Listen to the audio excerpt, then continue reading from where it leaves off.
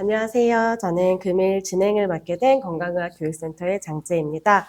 우선 강의 시작 전에 간단한 공지사항 먼저 안내 드리겠습니다. 유튜브 라이브는 크롬 브라우저에 최적화되어 있어 크롬 사용 권장드리며 개인의 네트워크 환경에 따라 음성과 영상 속도의 차이, 영상 끊김이 발생할 수 있습니다. 강의 종료 후 질의응답 시간이 있으며 유튜브 로그인을 하셔야 실시간으로 채팅 질문이 가능하오니 로그인 후 강의 참여 부탁드립니다.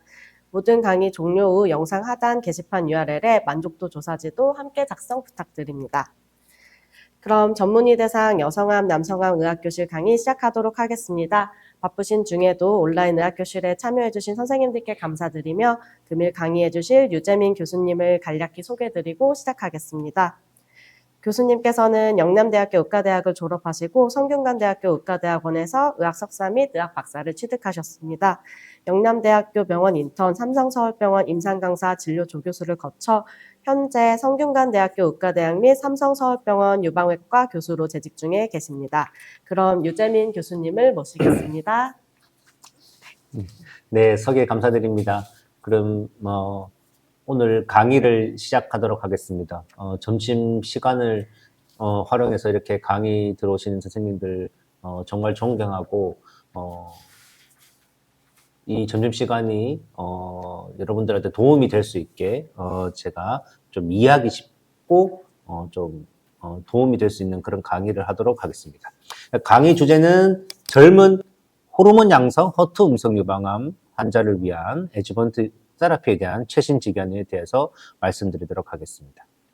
네, 다음과 같이 순서로 말씀을 드리도록 하겠습니다. 먼저 다시 한번 옛날로 돌아가서 한번 백그라운드부터 처음부터 한번 살펴보시면 유방은 이렇게 아시다시피 여성을 상징하는 아주 큰 조직 중에 하나고 크게 이제 스킨, 넓은 스킨과 브레스트 그리고 글랜듈러 티슈, 니플, 그 주위를 있는 머슬 그리고 넓은 팻티슈들이 있습니다. 또 이런 브레스트 근처에서는 많은 또 림파틱 드레이니지가 이루어지게 되고 이거에 따라서 아시다시피 변기가 결정이 됩니다. 그래서 특히 엑실러리 림프노드, 수프라클라비큘러 림프노드, 인터널 맘마리 림프노드 등 다양한 림파틱 드레이니지가 이루어지고 있습니다.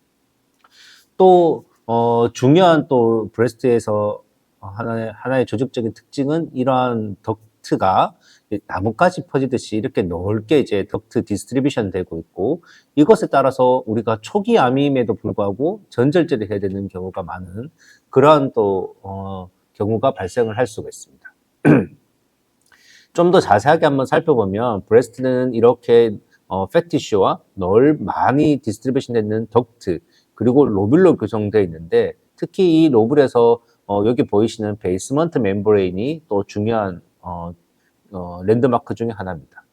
이러한 베이스먼트 멤브레인을 침범하지 않으면 우리 흔히 얘기해서 상피내암, 덕탈 카시노마 인사이트, 로뷸라 카시노마 인사이트가 되고 이걸 침범을 하면 흔히 이제 인베시브 브레스트 캔서라고 이제 표현을 하게 되죠. 이러한 이제 브레스트 캔서는 다양한 방법으로 성장하거나 이제 전이가 될 수 있는데 당연하겠지만 주위의 다이렉트 인베이전 그리고 좀 전에 말씀드린 림파틱 드레이니지 통해서 이동을 하는 림프절 전이 그리고 혈관이나 림프관을 통해서 전이가 되는 원격 전이 이렇게 크게 세 가지로 나누어질 수 있습니다. 또 중요한 부분이 이러한 림파틱 드레이니지가 되는데 이런 것은 이제 좀 전에 말씀드렸지만 아나토미컬하게 엑실러리 림프노드, 수프라클라비큘러 림프노드 그리고 인터널 맘마리 림프노드로 전이가 될 수 있고 다른 장기로도 침범이 될 수가 있습니다. 이러한 조직이나 변기 메타스타시스에 따라서 이제 유방암의 변기가 정해지게 되고 암의 크기, 림프절 전이 여부 및 개수, 그리고 원격 전이 여부에 따라서 변기가 이렇게 나눠지게 됩니다. 그래서 다음으로는 우리 한국인 유방암에 대해서 한번 살펴보도록 하겠습니다. 요거는 여러분들이 상식선에서 아시면 좋을 것 같은데 전 세계에서 가장 흔한 암은 남녀를 통틀어서 유방암이 제일 흔합니다. 유방암은 1년에 거의 230만 명이 매년 발생을 하고 있고 전 세계 WH에서 보고된 암의 23.8%를 차지하고 있습니다. 아시다시피 유방암은 여성에서 거의 99% 이상이 진단이 되는데 그럼에도 불구하고 남녀 통틀어서 이렇게 많은 암의 비율을 보인다는 것은 그만큼 유방암의 이런 인시던스가 높다고 생각하면 되겠습니다.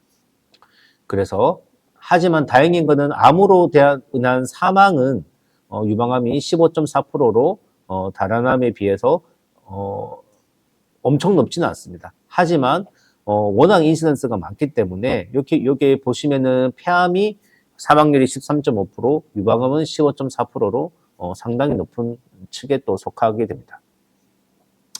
그러면 이제 한국인 유방암을 살펴보면 전체적으로 암의 발생률이 우리나라에서 한 27만 명, 28만 명, 거의 30만 명이 1년에 발생을 하게 되는데 이 중에서 여성은 13만 명이 암이 발생하게 되고 특히 우리나라에서 여성에서는 가장 흔한 암이 유방암이 되겠습니다. 여성 암에서 21.5% 가장 흔한 암이 유방암이 된다고 생각하시면 되겠습니다.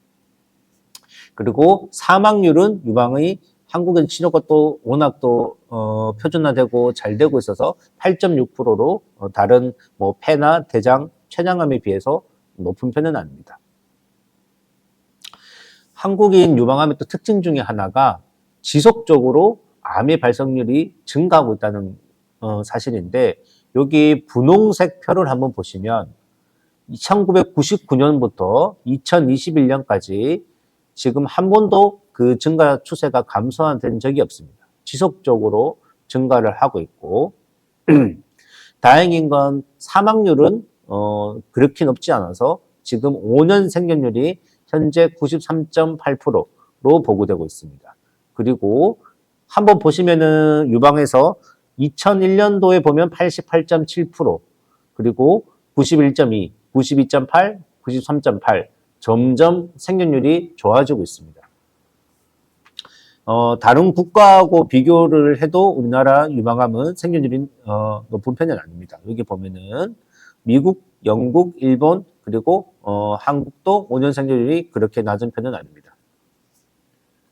이렇게 암이 많이 진단이 되고 생존율이 좋으니까 당연하겠지만 유방암 서바이벌, 우리가 유방암 생존자가 점점 늘어나게 되고 여기 아래 표를 한번 보시면 유방은 5년 이제 유방암 그런 생존자가 30만 명이 지금 넘어서고 있습니다. 이게 2021년도에 조사를 한 자료니까 현재는 아마 더욱더 증가하지 않을까 생각이 됩니다. 좀 전에 아까 표에서 봤다시피 유방암이 점점 이제 발생을 많이 하는데 그러면 어느 정도 발생을 하는지 한번 살펴보면 2021년도에 유방암이 1년에 34,600명이니까 거의 35,000명이 매년 진단이 되고 있다고 생각을 하면 되고 옆에서 보시다시피 점점 증가가 그런 유방암 발생이 증가하고 있습니다. 특히 우리나라 유방암의 특징은 젊은 유방암이 많다는 건데 서양은 주로 할머니가 많이 진단되는 반면 한국은 이제 흔히 40대에서 50대 어머니라고 표현되는 이런 어머니 나이대에 많이 진단이 되고 있습니다. 여기 그림을 보시면 초록색 그림이 미국이고 주황색이 한국, 파란색이 일본인데 미국은 여기 보시면 이게 60대, 70대가 많이 진단이 되고 한국은 보시다시피 40대, 50대 그리고 일본은 약간 오른쪽으로 시프팅 되어 있는 것을 확인할 수 있는데 우리도 아마 지금 점점 경향은 점점 나이가 증가하고 있다 생각을 하시면 되겠습니다. 그러면 유방암의 원인에 대해서 살펴보면 사실 유방암의 원인은 엄청 다양합니다. 다양한 원인이 영향을 미치고 원인을 모르는 경우도 많고 유전적인 거나 혹은 가장 중요한 이제 인자라고 우리가 흔히 생각하는 건 여성 호르몬입니다. 이 에스트로겐이라고 표현되는 여성 호르몬이 유방암의 원인 중에 가장 흔하다고 가장 중요하고 흔하다고 생각하시면 되겠습니다. 그래서 이러한 여성 호르몬에 노출되는 기간이 유방암의 발생과 밀접하게 연관이 있습니다. 한번 자세하게 살펴보면 여성 호르몬에 많이 노출된다는 것은 흔히 생각해서 초경이 빠르고 폐경이 늦고 그리고 특히 폐경 후에 비만이 많이 생기고, 그리고 호르몬 대체요법, 그리고 이런 보호 요인으로는 이런 분만 나이가 이르는 경우, 그리고 다산을 하는 경우, 모유 수유를 하는 경우와 활발하게 육체적인 활동 혹은 난소 절제술 이렇게 되는데, 우리 현재 사회가 아시다시피 뭐 점점 다 초경이 빨라지고 폐경 늦어지고 초혼이 늦어지면서 분만 나이도 늦어지고 출산율도 떨어지고, 그리고 모유 수유도 사실 사회 활동을 하다 보니 이제 줄어들고, 여러 가지 이러한 사회적인 인자가 유방암 여성 호르몬에 많이 노출되는 환경에 처해진다 생각을 하시면 될 것 같고, 그 이외에도 뭐 식이요법, 고지방식, 뭐 비만, 음주, 뭐 환경 호르몬, 이런 모든 것들이 유방암의 발생이 증가할 수밖에 없는 그러한 상황이다 생각하시면 되겠습니다. 그 중에서 이제 오늘 주제인 호르몬 수용체 양성이 비율이 어떻게 되냐 보면은, 호르몬 수용체는 크게 에스트로겐 리셉터, 프로게스테론 리셉터 두 가지가 있는데, 이러한 이제 호르몬 양성이 우리나라 통계에 따르면 전체 호르몬 양성이 75%, 그러니까 4분의 3은 호르몬 양성이다. 엄청나게 많은 수죠. 4분의 3이 호르몬 양성이다 생각을 하시면 될 것 같고, 이거에 따라서 이제 치료에 대해서 살펴보도록 하겠습니다.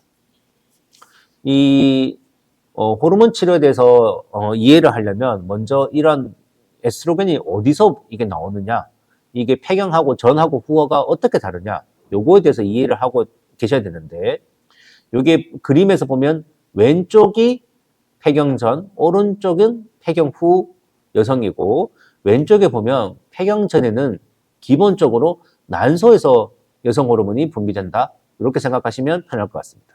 그래서 난소에서 이렇게 LHF, SH라고 해서 하는 에스트로겐이 이렇게 분비가 되고, 뇌 수치에서 이렇게 자극이 돼서 난소에서 에스트로겐이 분비된다. 그리고 폐경을 하게 되면 특히 이런 부신과 지방 조직에 대해서 이제 분비를 합니다. 그래서 많은 그 환자분들이나 주변에서 이렇게 많이 물어봅니다. 교수님, 저는 폐경이 됐는데 왜 유방암이 생기나요? 폐경이 됐는데 꼭 항 호르몬 치료를 해야 되나요? 이렇게 질문을 많이 하는 경우가 많습니다. 그래서 정답은 폐경을 해도 난소에서는 분비가 안 되지만 부신이나 특히 몸에 지방이 많기 때문에 지방에서 이런 에스트로겐이 분비가 되기 때문에 우리가 치료를 해야 된다라고 설명을 해주시면 될 것 같고, 여기에 따라서 이제 호르몬 치료가 어떻게 할지 결정이 됩니다.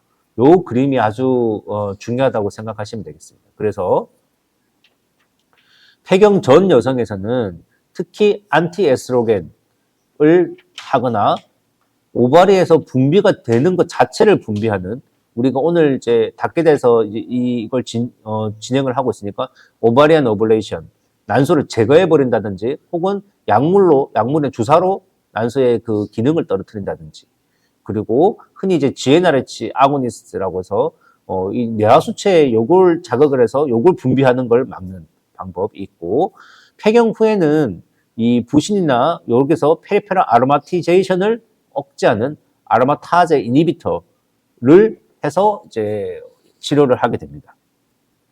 이러한 엔도크라인 치료의 역사는 아주 깊다고 하겠습니다. 사실 이게 현대적인 의미라고 생각하시면 될 것 같고, 1900년 초 처음에 이걸 이해할 때부터 아마 유방암이 이러한 호르몬의 영향이 있지 않을까라는 생각을 옛날부터 하고 있었습니다. 그래서 1970년대, 80년대 아주 오래된 약이고 가장 많이 쓰고 있는 약 중에 하나인 타몽시펜이 개발이 되고, 그 다음에 90년대에 이런 아나스트로졸, 레트로졸, 그리고 최근에는 이런 CDK4/6 이니비터나 이런 여러 가지 엑스메스텐, 풀베스트란 여러 가지 엔도크라인 트리트먼트가 발전을 하고 있고, 더욱더 최근과 향후에는 오랄설드나 여러 가지 치료들이 많이 개발되고 있다 생각하시면 되겠습니다. 그래서 좀 전에 이제 잠깐 그림으로 보셨다시피 이러한 에스트로겐이 분비가 되는 걸 자체를 이제 막아주는 오바리안 오블레이션, GnRH 아고니스트, 아로마타이제 이니비터가 이렇게 에스트로겐 분비를 막아주는 거다 생각을 하게 되고, 셀렉티브하게 에스트로겐 리셉터를 조정하는, 흔히 SERM이라고 표현하는 타목시펜은 이 에스트로겐 리셉터를 조절한다. 이렇게 생각을 하시면 되고, 이 셀렉티브하게 에스트로겐 리셉터를 다운 레귤레이션 하는 SERD라고 하는 풀베스트란트가 있겠습니다. 그리고 뒤에 잠깐 보시겠지만 이런 여러 가지 어려운 패스웨이를 조절하는 뭐 에블리무스나 팔브시클립 등이 있겠습니다. 그래서 우리가 이런 다양한 엔도크라인 트리트먼트가 있는데 어떤 트리트먼트를 어떻게 적용해야 될지 그게 오늘의 이제 관건인데 그걸 이해하려면 이러한 예후에 대해서 이제 기본적으로 이해를 하셔야 됩니다. 이 예후라는 거는 우리 프로그노시스라고 표현을 하는데 디지즈가 어떻게 이제 코스가 흘러갈 거냐라는 걸 생각하시면 어떻게 또 회복을 할 거냐라는 그런 개념이죠. 그래서 이거는 만약에 유방암이 어떻게 이제 재발을 하거나 회복을 할 거냐 이러한 개념은 디지즈 자체의 이제 문제라고 생각을 하면 될 것 같고 이러한 예후 프로그노시스에 영향을 미치는 인자들 프로그노스틱 팩터라고 하는데 이런 것들을 어떻게 그러면 어떤 인자들이 이런 걸 영향을 미칠 거냐라고 생각하시면 되겠습니다. 그 중에서 이제 좀 전에 말씀드린 가장 역사가 깊은 타목시펜 셀렉티브 에스트로겐 리셉터 모듈레이터는 이러한 에스트로겐 리셉터에 파셜하게 이제 아고니스트 이제 경쟁적으로 이제 접촉을 하면서 실제로 캔서가 여기에 접근을 못하게 막는 그러한 이제 약이라고 생각을 하시면 될 것 같고 이러한 타목시펜은 주로 기본적으로 5년 현재 이제 복용을 하고 물론 좀 뒤에 말씀드리겠지만 익스텐디드 테라피가 있긴 하지만 처음에 그러면 이걸 1년, 2년, 3년, 4년, 5년 이런 걸 연구를 해봤더니 1년, 2년, 5년을 비교해봤더니 5년을 했더니 재발이 줄고 사망률이 줄더라. 그래서 현재는 이제 5년을 복용하고 있습니다. 그래서 이런 이제 타목시펜 그리고 에스트로겐 리셉터, 프로게스테론 리셉터가 흔히 컴패니언 다이그노시스의 가장 시초가 되는 그런 이제 마커입니다. 아니 프리딕티브 마커라고 하는데 유방암이 진단되면 현재 에스트로겐 리셉터, 프로게스테론 리셉터를 기본적으로 같이 이제 처방을 하고 우리가 인자를 알고 그에 따라 또 치료를 하게 되는 거죠. 그래서 현재는 뭐 우리 헐2라고 하는 그런 것도 이제 검사를 하고 우리 BRCA 뮤테이션 그리고 PDL1 다양한 이제 이런 컴패니언 다이그노시스가 있는데 이게 가장 역사가 깊다고 생각하시면 되겠습니다. 또 타목시펜은 5년을 복용하면 그 효과가 뭐 20년까지 이제 보고가 되어 있습니다. 이게 흔히 이걸 캐리오버 이펙트라고 하는데요. 5년 하면 그 5년 치료의 효과가 이렇게 아래에 보시다시피 그 피겨가 이제 효과가 이제 20년까지 보고가 되어 있다 생각을 하시면 되고 그래서 환자분들이 제가 꼭 5년 다 먹어야 되네요 하면은 이게 약을 이게 1년, 2년 먹는 것보다 5년 먹는 게 효과가 더 좋고 5년 먹으면 그게 20년까지 효과가 있으니 먹는 게 좋다 이렇게 생각하시면 되겠습니다. 다음으로는 좀 전에 말씀드린 아로마타제인데 아로마타제는 테스트로겐에서 에스트라디올로 이동을 하는 이 물질이고 이걸 막는 게 흔히 우리가 AI라고 표현하는 아로마타제 이니비터입니다.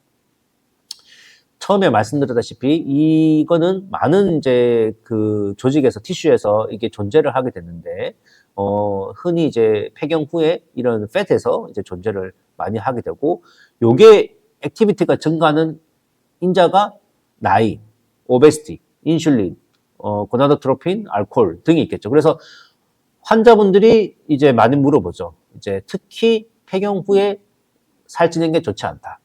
그리고 폐경 전이든 후든 이제 술 먹는 게 좋지 않다. 그리고 나이 드는 건 어떻게 막을 수가 있는 건 아니고 어쨌든 이제 알코올이 결국은 이렇게 대사가 되기 때문에 이게 좋지 않다라고 생각하시면 되겠습니다. 그래서 아로마타제 이니비터는 요걸 이제 억제하는 건데 크게 두 가지가 있는데 이 리버스블하게 억제하는지 혹은 이제 논스테로이드 이니비터라고 있습니다. 그래서 우리가 이 리버스블하게 스테로이드 이니비터는 엑스메스텐 그리고 논스테로이드 이니비터에는 아로마타제 그리고 레트로졸 있겠습니다. 그래서 이러한 이제 약에 대해서 이제 임상 연구가 사실 예전에 많이 됐죠. 그래서 이제 이 이름까지 기억하실 필요는 없을 것 같습니다. 그래서 이렇게 많은 연구를 했더니 약을 먹으면 효과가 있다라고 이제 증명이 돼서 지금 많이 쓰고 있다 이렇게 생각하시면 될 것 같고 또 최근에는 이제 최근 아니죠. 이제 풀베스트란타가 그 다음으로 또 이렇게 나온 약이 있고 이런 에스트로겐 환경이 이제 낮을 때 풀베스트란타 쓰면 또 도움이 될 수가 있고 또 이렇게 어려운 다양한 이런 패스웨이를 막는 이니비터도 있습니다. 그래서 이런 다양한 이런 것까지 다 아실 필요는 없을 것 같습니다. 그러니까 이런 여러 가지 패스웨이를 막는 다양한 약들이 있고 그 중에 대표적인 게 또 뭐 CDK4/6 이니비터다 이렇게 생각하시면 될 것 같고 다음으로는 익스텐디드 엔도크라인 테라피 트리트먼트에서 살펴볼 건데 우리가 5년도 사실은 보면 상당히 긴 기간이지 않습니까? 그러면은 환자분들이 5년 끝나면 산정특례도 끝나고 아 선생님 이거 뭐 5년 먹는데 5년 유방암 5년 지나도 또 재발한다던데 제가 또 계속 먹어야 되나 이렇게 묻는 경우가 많은데 이게 왜 그런지를 한번 살펴보면 유방암이 재발을 하는 게 여기 보시면은 빨간색 그래프가 ER 네거티브고 파란색 그래프가 ER 포지티브입니다. ER 네거티브가 흔히 어그레시브하다고 생각이 되는데 ER 네거티브는 주로 초반에 재발을 많이 합니다. 여기 오버롤 서바이벌 레이트인데 초반에 문제가 돼서 사망을 하는 경우가 많고 오히려 뒤로 가면 그런 경우가 이제 확 떨어집니다. 그런데 이러한 호르몬 양성은 시간이 지날수록 그 리스크가 점점 올라갑니다. 그래서 ER 네거티브는 초장에 문제가 있으면 문제가 있는데 뒤에 만약에 그 문제 없던 분들은 뒤에 가면 그 위험이 확 떨어지고 이 호르몬 양성은 처음에 그렇게 높지는 않지만 지속적으로 공격을 받기 때문에 시간이 지날수록 그 리스크가 점점 올라간다고 생각하시면 되겠습니다. 그래서 뭐 이런 연구를 해봤더니 요게 루미날 A라고 하는 게 호르몬 양성 허투 음성인데 요게 예후가 제일 좋긴 한데 ER 네거티브, 트리플 네거티브에서 제일 안 좋긴 한데 여기 보면은 시간을 따라서 한번 살펴보면 특히 루미날 B라고 하는 호르몬 양성 허투 음성이지만 좀 빨리 자라는 그런 암에서는 노란색 그래프를 보시면 시간이 지나서 특히 5년 지나서 이렇게 올라가는 거 보이죠. 그리고 시간이 지나도 떨어지지 않습니다. 트리플 네거티브는 처음에 엄청 높죠. 빨간색.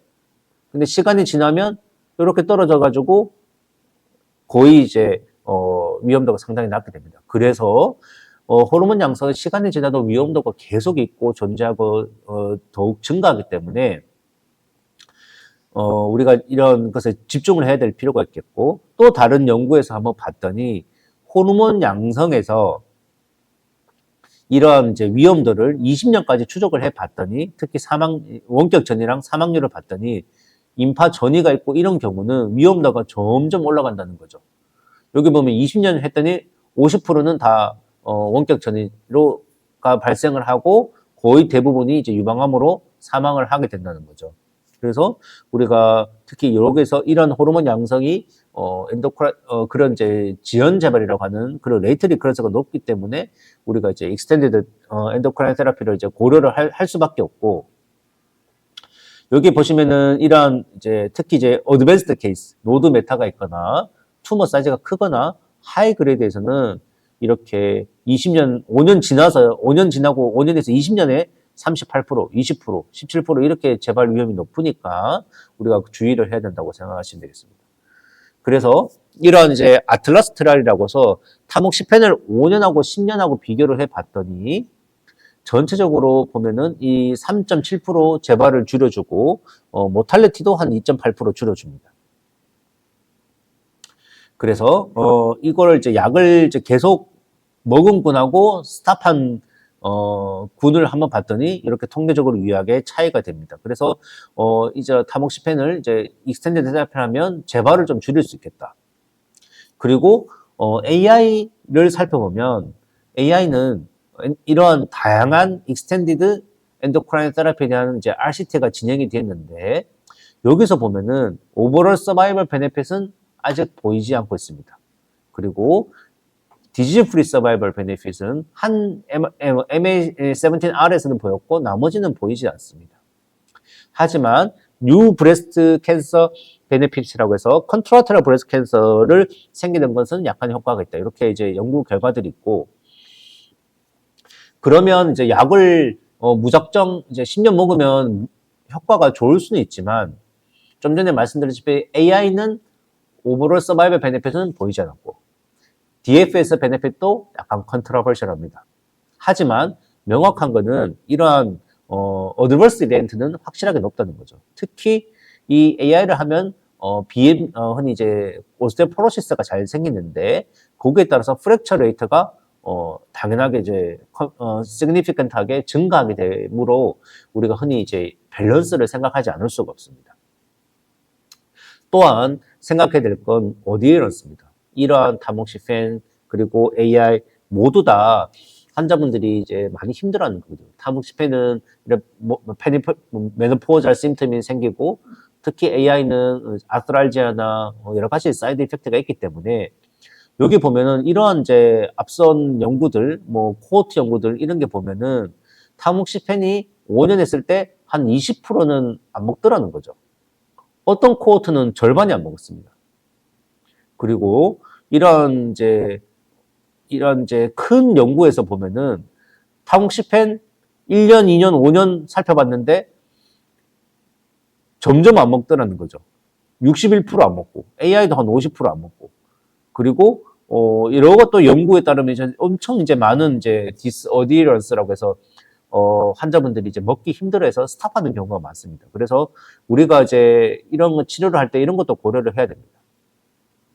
조금 전에 말씀드린 이런 레이트 리커런스 그러면 어떻게 예측을 해야지 어떤 환자들에서 적절하게 줄지를 우리가 판단을 할 수가 있는데 레이트 리커런스는 특히 이제 젊은 환자에서 또 더욱더 많이 발생을 할 수 있는데 한번 이게 멀티센터 연구를 해서 젊은 호르몬 양성 허투 음성 환자를 한번 봤더니 5년 지나서 젊을수록 더욱더 레이트 리커런스가 많이 되는 것을 또 확인할 수 있습니다. 그래서 젊은 환자분들은 좀 더 유의해야 되겠다. 어드밴스 케이스 더욱 유의해야 되겠다. 이렇게 생각하시면 되겠습니다. 그리고 또 다양한 또 프로노스틱 시그니처라고 해가지고 다양한 또 이제 멀티지드 에세이들이 있습니다. 그래서 좀 전에 말씀드릴 이제 이런 인자들이 있는데 이 중에서 이제 안에 자세하게 한번 들여다보면 클리니컬 트리트먼트 스코어 CTS라고 하는 거는 환자의 노달, 그레이드, 사이즈, 나이, 트리트먼트를 통해서 결정을 하는 거고 이건 전부 다 이제 임상적인 팩터죠. IHC4 이뮤노히스토케미컬 마커도 ERPR, KI, HER2 이런 이제 클리니컬 인포메이션이라고 하죠. 이 있고 또 이제 다른 상용화되어 있는 리크러스 스코어, 브레스트 캔서 인덱스, 시그나, 엔도 프리딕트 이런 다양한 이제 유전자 조합도 레이트 리커런스를 예측할 수 있습니다. 특히 이런 유전자 조합은 흔히 이제 커머셜하게 지금 이제 상용화되어 있고 서로 이런 레이트 리커런스를 예측하는 걸 서로 헤드 투 헤드로 비교할 수가 없죠. 왜냐하면 회사에 그런 이제 연구를 할 리가 없으니까. 이거를 이제 레이트 리커런스를 비교해 봤더니 서로 일치하는 게 상당히 차이가 납니다. 차이가 나고 이런 이제 특히 노드 포지티브에서는 이런 그런 예측도가 또 떨어지게 됩니다. 그래서 이런 이제 특히 중요한 이제 아주 간단하고 편하게 쓸 수 있는 이제 CTS5에 대해서 한번 살펴보면 이런 클리니컬 트리트먼트 스코어 포스트 5 years 그러니까 5년 지나서 얼마큼 재발하느냐라는 건데 간단한 노드나 사이즈, 그레이드, 나이로 해서 이렇게 예측을 하고 있고 이게 이제 워킹을 하는 걸 이제 확인을 할 수 있었습니다. 그래서 이런 ATEC 빅이라고 해서 큰 RCT를 통해서 연구를 했는데 이 연구의 좀 단점이라고 하는 건 이 연구가 모두 이제 평균 연령이 60세 이상이라는 거죠. 이제 올드 에이지 환자분들 대해서 특히 AI를 통해서 연구를 했다라고 생각하시면 될 것 같고 그러므로 이제 젊은 환자에서 이게 어떻게 워킹을 할지는 사실은 미지수입니다. 왜냐하면 젊을수록 원래는 예후가 좀 더 안 좋은 걸로 돼 있는데 이런 이제 CTS5는 나이가 들수록 더 스코어가 이제 나빠지는 걸로 돼 있게 아주 역순으로 돼 있거든요. 그래서 이러한 다양한 연구들에서 밸리데이션을 해보니 좀 컨트로버셜한 연구 결과가 나오고 있는 게 사실입니다. 그래서 이런 레이트 리커런스 사실 예측하기 상당히 어렵습니다. 그래서 이런 이제 엔도크라인 테라피 듀레이션을 결정을 하는 거는 10년 탐욕 스팬 할 수가 있고 여러 가지 또 인자들을 조합을 하고 환자의 어디어런스나 사이드 이펙트 그리고 환자의 이제 남은 여생 이러한 이제 라이프 익스펜턴스도 고려를 하고 코모비디티 이 엄청 많은 이제 거를 고려를 해서 이제 결정을 해야 된다 생각하시면 되겠습니다. 그럼 이제 오늘 가장 중요한 GnRH 아고니스트에서 살펴보도록 하겠습니다. GnRH 아고니스트 특히 이제 젊은 유방암 환자에서 이렇게 이제 치료를 하고 있고 이런 좀 전에 말씀드렸다시피 이 호르몬 양성 유방암 환자들은 젊을수록 더 예후가 안 좋습니다. 우리나라 옛날 이제 제시오에 나온 논문을 보면 35세 미만 호르몬 양성이 더욱더 예후가 안 좋고 호르몬 음성은 그러니까 젊은 35세 미만이나 높거나 차이가 없습니다. 이건 이제 다 안 좋다고 보면 되고 호르몬 양성은 젊을수록 안 좋다 생각하면 되고 최근에 좀 더 업데이트된 자료에서도 동일하게 나옵니다.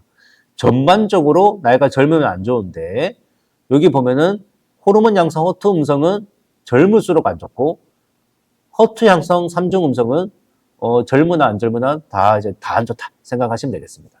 그래서 왜 그러면 젊은 환자에서 호르몬 양성이 안 좋으냐? 다양한 사실은 가설들이 있는데 젊은 환자에서 이러한 타목시펜의 레지던스가 더 높지 않나? 라는 또 이제 가설이 있고 특히 이제 젊은 환자에서 항암 치료를 하는 경우가 많은데 항암 치료에 젊을수록 리커버리를 잘합니다. 여기 보면은 이제 표에서 보면은 리커버리가 나이가 젊을수록 에메노레가 훨씬 더 떨어지게 되죠. 그래서 이제 40세 이상이면 많은 경우에서 에메노레가 되는데 젊으면 에메노레 퍼센트가 확 떨어집니다. 그래서 이제 많이 항암을 해도 이제 생리가 돌아오기 때문에 좋지 않다라고 해서 이러한 데서 연구가 많이 돼 있고 그 중에서도 가장 중요한 연구 소프트 텍스트 아스트라 연구를 이제 이해하시면 좋을 것 같습니다. 소프트 텍스트 트라이얼은 이런 이제 난소 억제 주사제 오버리언 펑션 서프레션을 5년을 한 것이 이 연구고 아스트라 연구는 한국에서 시행된 연구고 수술을 하고 난소 기능을 평가를 해서 기능이 돌아오지 않으면 OFS를 하지 않고 기능이 돌아왔을 때 평가를 해서 타목시펜 5년과 2년의 난소 억제 주사제를 추가를 하는 걸 랜덤을 하는 연구입니다. 그래서 이런 연구들에서 보면 5년, 8년, 12년 모두 공히 오버리언 펑션 서프레션을 하면 효과가 좋다라고 이제 보고가 되어 있고 단 오버롤 서바이벌은 아직 집중이 되진 않았습니다. 그리고 이러한 군 중에서 초기 환자들이 이제 혼재되어 있을 거잖아요. 특히 소프트는 항암을 하진 않건 이제 포함이 다 되어 있기 때문에 이러한 이제 항암을 하지 않는 이제 흔히 이제 조기 유방암 위험도가 높지 않은 유방암에서는 여기를 보면 오버리언 펑션 서퍼레이션을 해도 차이가 없는 걸로 전혀 차이가 없는 걸로 나오고 있습니다. 그래서 초기 환자들도 꼭 다 해야 될까 이런 의문이 있고 아스트라 연구를 이제 우리나라에서 시행됐으니까 좀 더 자세하게 한번 살펴보면 45세 이전에 호르몬 양성 유방암에서 항암을 받은 환자분만 포함이 됐습니다. 항암을 받은 환자에서 난소 기능을 평가를 하고 2년간 평가를 해서 돌아온 것과 안 온 것을 이제 랜덤을 해서 이렇게 2년을 오버리언 펑션 서퍼레이션을 했고 여기에서 이제 2년간 이제 난소 기능을 평가한 것이 가장 또 하나의 또 재밌는 인자라고 생각하시면 되겠습니다. 그래서 이제 그러면 이제 좀 전에 소프트 연구에서 말씀드렸다시피 항암을 하지 않는 초기 환자들은 OFS를 하나 안 하나 효과가 없는데 사이드는 명확합니다. 사이드는 이러한 이제 톡시시티가 존재를 하고 삶의 질이 떨어지기 때문에 우리가 이제 적절한 환자에서 이러한 호르몬 양성 호르몬 음성에서 OFS를 쓸지 말지를 결정을 해야 된다는 거죠.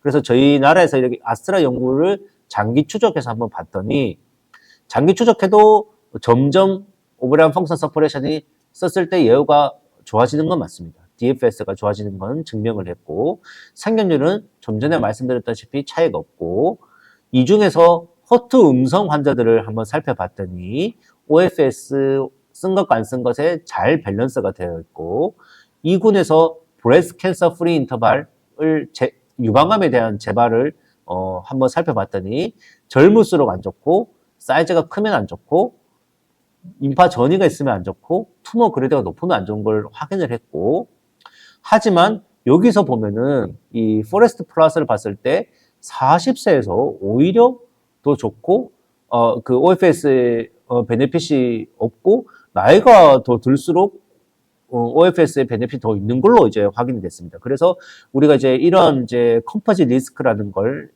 이 가장 이제 쉬운 클리니컬 팩터를 이용해서 이런 걸 만들었고 나이를 스트리티피케이션 했습니다. 그래서 이런 브레스트 캔서 프리 인터벌 컴퍼지 리스크에 따라서 봤더니 컴퍼지 리스크가 높을수록 브레스트 캔서 프리 인터벌이 안 좋다, 매우가 안 좋다 생각을 하시면 되고 거의 17% 차이 났습니다. 그래서 여기를 한번 자세하게 제일 중요한 표인데 이런 전체적으로 해서 이제 로우 리스크는 OFS 쓰나 안 쓰나 개인이 없습니다. 하이 리스크는 개인이 있죠. 특히 이런 젊은 환자에서는 하이 리스크 개인 없습니다. 둘 다 안 좋습니다. 그래서 2년으로는 부족할 수 있다. 그리고 특히 40에서 45세 하이 리스크에서는 명확하게 차이가 있고 로우 리스크는 차이가 없습니다. 그래서 이 40세 이하는 2년으로 부족하지만 40세 이하의 하이 리스크는 2년만으로도 개인이 있다. 특히 40에서 45세 항암을 한 군에서 난소 기능이 돌아온다 하더라도 50세가 넘어가면 난소 기능이 떨어지는 경우가 많기 때문에 이 환자분들에게 이러한 것에 잘 상담을 해서 결정을 해야 되겠다. 여러 가지 인자들을 고려해야 되겠다 생각하시면 되겠습니다. 또 마지막으로 또 더욱 또 중요한 것이 이런 OFS도 이런 어디에런스가 중요합니다. 밑에 한번 보시면 35세 미만에는 어디에런스가 20% 이상이 중간에 이제 중단을 하게 되는 경우가 많죠. 그래서 이제 이러한 어디런스 또한 중요하다 생각하시면 되고 좀 하나의 1차적으로 정리를 하면 엔도크라인 테라피를 이제 이런 치료에 대한 예측을 하는 거는 당연하겠지만 ERPR 스테이터스를 보고 난소 기능 메노포절 스테이터스를 확인을 하고 프리메노포절은 타모시펜을 쓰고 GnRH 아고니스트를 쓰고 포스트 메노포절은 AR을 쓰거나 타모시펜을 쓰거나 하고 요새는 GnRH 아고니스트를 쓰면은 프리메노포절에서도 AR에서 복용할 수 있죠. 그렇게 되고 정리를 하면은 한국인 유방암은 좀 전에 말씀드렸지만 젊은 유방암이 많고 호르몬 양성 유방암이 70% 이상이고 항호르몬 치료 연장요법이 많이 시행되고 있습니다.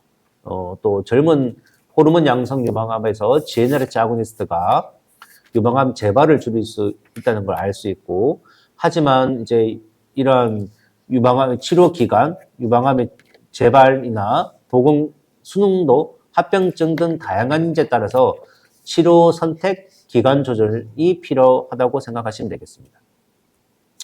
제 강의는 여기까지고 제가 학교에서 일을 많이 하고 있어서 한번 소개드리면 매년 4월에 글로벌 브레스트 캔서 컨퍼런스라고 한국 유방암학회 시행을 하는 GBCC가 시행이 되고 있고 일반 환우분들도 엄청나게 많이 참여를 하고 개원이 세션도 이제 저희가 토요일 날 만들어져 있습니다. 그래서 한번 시간이 되시면 오셔가지고 유방암에 대해서 한번 공부를 하고 이런 교류를 하고 이렇게 하면은 좋을 것 같습니다.